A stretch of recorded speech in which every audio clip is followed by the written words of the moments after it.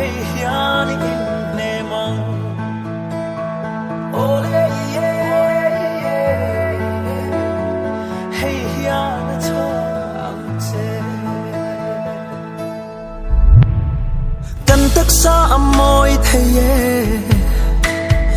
kan melan dan zong zong po kan sile fen zong te hia rual zong akhum theye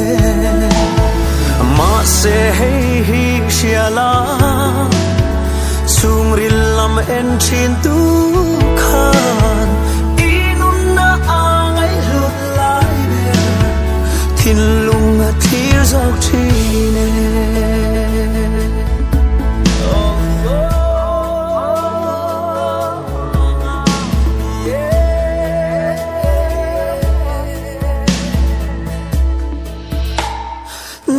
sum le pai zonga rual po kan pol phalo thei ma se hey hi dom te I thara wa hausa hey hi shiala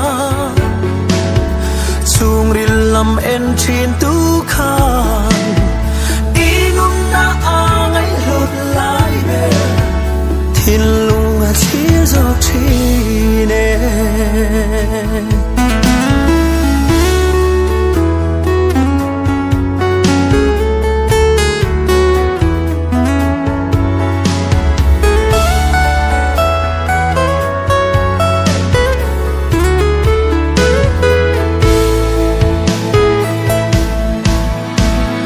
Đâm ta cần chinh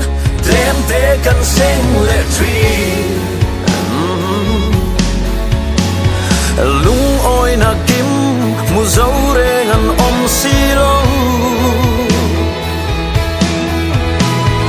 du sam aya tam po nei ma si lo an tha re ngam muang thei lo Krista an nei si lo ole hey hi shiala chung rilam en chin tu khan inun na angai lut lai be thin lung a thir zok thine someone na Krista tu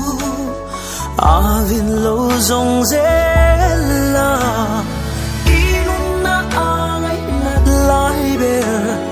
thin lung khalan ang che thin lung khan la